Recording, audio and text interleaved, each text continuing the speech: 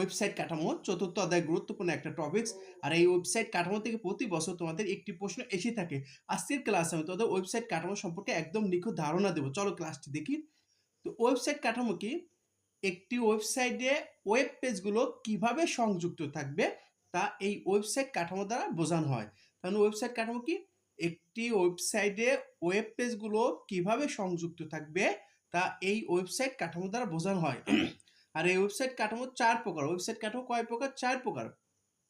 প্রথম কাঠামোটার নাম হলো ট্রি কাঠামো বা হায়ারার্কিক্যাল কাঠামো। ট্রি মানে কি? ট্রি মানে গাছ। ধরো একটা গাছ থেকে ধরো 2টা ঢাল বের হয়েছে, 2টা থেকে 4টা ঢাল বের হয়েছে। তার মানে ট্রি কাঠামো কি? যে কাঠামোতে ওয়েব পেজগুলো, এই যে এইগুলো এক একটা ওয়েব পেজ, এটা ওয়েব পেজ, এটা ওয়েব পেজ, এই সবগুলো কি এক একটা কি ওয়েব পেজ। তাহলে যে কাঠামোতে ওয়েব পেজগুলো শাখা প্রশাখ মতো ছড়িয়ে থাকে বা বিস্তৃত থাকে তাকে ট্রি কাঠামো বলে। তো ট্রি কাঠামো কি? দেখো একটা গাছ, ধরো একটা গাছ থেকে 2টা ঢাল বের হয়েছে, 2টা ঢাল থেকে 4টা ঢাল বের হয়েছে। তার মানে শাখা প্রশাখ মতো ছড়িয়ে আছে বা বিস্তৃত আছে, তাকে ট্রি কাঠামো বলে। এই ট্রি কাঠামো একটা জনপ্রিয় কাঠামো। ট্রি কাঠামো একটি কি কাঠামো? জনপ্রিয় কাঠামো। কারণ স্কুল, কলেজ বা বিশ্ববিদ্যালয় এই ট্রি কাঠামো ব্যবহার করা হয়। এটাকে হোম পেজ, আর এর অধীনে আছে এগুলো হচ্ছে সাব মেনু। তাহলে হোম পেজ থেকে সাব মেনু বা অন্যান্য পেজের লিঙ্ক সংযুক্ত থাকে। হোম পেজ থেকে সাব মেনু বা অন্যান্য পেজের লিঙ্ক সংযুক্ত থাকে। তাহলে কয়েকটা কথা দেখো, এই ট্রি কাঠামো পেজগুলো শাখা প্রশাখা ছড়িয়ে থাকে বা বিস্তৃত থাকে। এটি একটা জনপ্রিয় কাঠামো, কারণ স্কুল, কলেজ বা বিশ্ববিদ্যালয়ে এই কাঠামো ব্যবহার করা হয়। এটাকে বলে হোম পেজ।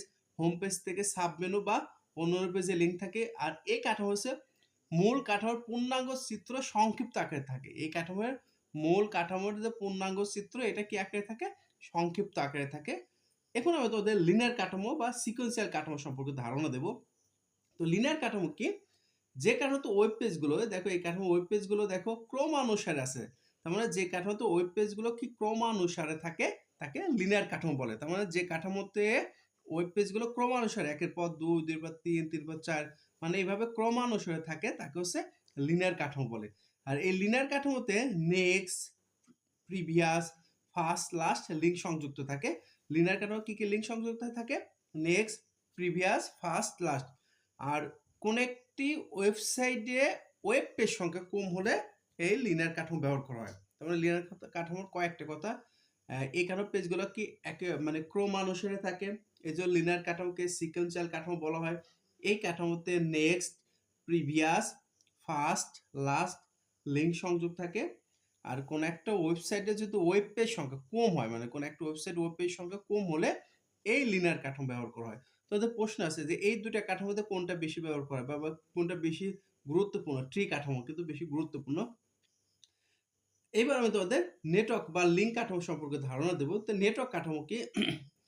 যে কাঠামোতে ওয়েব পেজগুলো একে অপরের সাথে সরাসরি সংযুক্ত আছে। দেখো এই কাঠামোতে এই পেজগুলো দেখো, এটার সাথে সবগুলো পেজে সবগুলোকে সরাসরি সংযুক্ত আছে। তার মানে যে কাঠামোতে ওয়েব পেজগুলো একে অপরের সাথে সরাসরি সংযুক্ত থাকে তাকে নেটওয়ার্ক কাঠামো বা লিঙ্ক কাঠামো বলে। তার মানে যে কাঠামোতে ওয়েব পেজগুলো একে অপরের সাথে সরাসরি সংযুক্ত থাকে তাকে নেটওয়ার্ক কাঠামো বা লিঙ্ক কাঠামো বলে। এটা হচ্ছে হোম পেজ, প্রধান পেজ। এই প্রধান পেজের সাথে দেখো অন্যান্য পেজে লিঙ্ক সংযুক্ত থাকে, তেমনি অন্যান্য পেজের সাথেও প্রধান পেজের লিঙ্ক সংযুক্ত থাকে। এই জন্য নেটওয়ার্ক কাঠামোকে লিঙ্ক কাঠামো বলা হয়।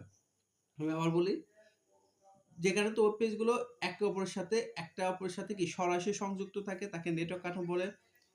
আর এটা হচ্ছে প্রধান পেজ। প্রধান পেজের সাথে যেমন অন্যান্য পেজে লিঙ্ক সংযুক্ত থাকে, তেমনি অন্যান্য পেজের সাথেও প্রধান পেজে লিঙ্ক সংযুক্ত থাকে। এই জন্য নেটওয়ার্ক কাঠামোকে লিঙ্ক কাঠামো বলা হয়। এখন আমি তোমাদের হাইব্রিড কাঠামো বা কম্বিনেশন কাঠামো সম্পর্কে ধারণা দেবো। তো হাইব্রিড কাঠামো কি? একের অধিক, একটা বা দুটা, একের অধিক কাঠামো মিলে যে কাঠামো তৈরি করা হয় তাকে হাইব্রিড কাঠামো বা কম্বিনেশন কাঠামো বা মিক্সার কাঠামো বলা হয়। তার মানে একের অধিক, মানে এই জন্য চিত্রটা লিখে নাই, মানে একটা বা দুটি কাঠামো, তার মানে একের অধিক কাঠামো মিলে যে কাঠামো তৈরি করা হয় তাকে কোন কাঠামো বলে? হাইব্রিড কাঠামো। তার মানে একের অধিক কাঠামো মিলে যে কাঠামো তৈরি করা হয় তাকে কোন কাঠামো বলে? হাইব্রিড কাঠামো বলে। বড় বড় প্রতিষ্ঠানে একটা বা দুটি কাঠামো স্বয়ংসম্পূর্ণভাবে ব্যবহার নাও হতে পারে, সেই ক্ষেত্রে এই হাইব্রিড কাঠামো ব্যবহার করা হয়। তার মানে একের অধিক কাঠামো মিলে যে কাঠামো তৈরি করে তাকে হাইব্রিড কাঠামো বলে। বড় বড় প্রতিষ্ঠানে হাইব্রিড কাঠামো ব্যবহার করা হয়। কোন একটা ওয়েবসাইটে ওয়েব ডিজাইনের জন্য এই হাইব্রিড কাঠামো ব্যবহার করা হয়। মেমোরি স্পেস কমানোর জন্য হাইব্রিড কাঠামো ব্যবহার করা হয়। তার মানে কি বড় বড় প্রতিষ্ঠানে হাইব্রিড কাঠামো ব্যবহার করা হয়। কোন একটা ওয়েবসাইটে ওয়েব ডিজাইনের জন্য হাইব্রিড কাঠামো ব্যবহার করা হয়। মেমোরি স্পেস কমানোর জন্য হাইব্রিড কাঠামো ব্যবহার করা হয়। আমি আরেকটা ধারণা দিই। দেখো ওয়েবসাইট কাঠামো কি? যেখানে তো ওয়েব পেজগুলো কিভাবে মানে একটি ওয়েবসাইটে ওয়েব পেজগুলো কিভাবে সংযুক্ত থাকবে, একটি ওয়েবসাইটে ওয়েব পেজগুলো কিভাবে সংযুক্ত থাকবে তা ওয়েবসাইট কাঠামো দ্বারা বোঝানো হয়। এটা ৪ প্রকার। এক হচ্ছে ট্রি কাঠামো, যেখানে তো ওয়েব পেজগুলো কি শাখা প্রশাখার মতো ছড়িয়ে থাকে। দেখো শাখা প্রশাখার মতো ছড়িয়ে আছে, যেখানে তো ওয়েব পেজগুলো শাখা প্রশাখার মতো ছড়িয়ে থাকে তাকে ট্রি কাঠামো বলে। এটা একটা জনপ্রিয় কাঠামো, কারণ স্কুল, কলেজ বা বিশ্ববিদ্যালয় এই ট্রি কাঠামো ব্যবহার করা। এটা হচ্ছে হোম পেজ, এটা সাবমেনু, হোম পেজ থেকে সাবমেনু বা অন্যান্য পেজের লিঙ্ক সংযুক্ত থাকে। লিনিয়ার কাঠামো কি? যেখানে তো ওয়েব পেজগুলো ক্রমানুসারে ১ এর পর ২, ২ এর পর ৩, ৩ এর পর ৪ দেখো ক্রমানুসারে আছে। যে কাঠামোতে ওয়েব পেজগুলো ক্রমানুসারে থাকে তাকে লিনিয়ার কাঠামো বলে। এইজন্য লিনিয়ার কাঠামোকে সিকোয়েন্সিয়াল মানে কাঠামো বলা হয়। মানে ক্রমানুসারে থাকে। এজন্য লিনিয়ার কাঠামোকে সিকোয়েন্সিয়াল কাঠামো বলা হয়। এই কাঠামোতে next, previous, first, last link সংযুক্ত থাকে। Next, previous, first, last link সংযুক্ত থাকে। আর কোন একটা ওয়েবসাইটে ওয়েব পেজ সংখ্যা কম হলে এই লিনিয়ার কাঠামো ব্যবহার করে। নেটওয়ার্ক কাঠামো কি?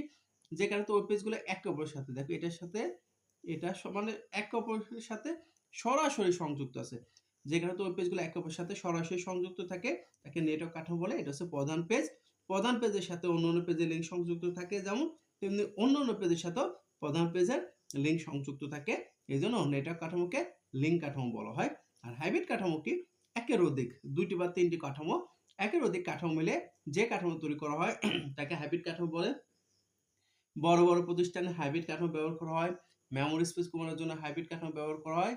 কোন একটা ওয়েবসাইটে ওয়েব ডিজাইনের জন্য হাইব্রিড কাঠামো ব্যবহার করা হয়। বড় বড় প্রতিষ্ঠানে মেমোরি স্পেস কমানোর জন্য কোন একটা ওয়েবসাইটে ওয়েব ডিজাইনের জন্য হাইব্রিড কাঠামো ব্যবহার করা হয়। আশা করি তোমরা বুঝছো।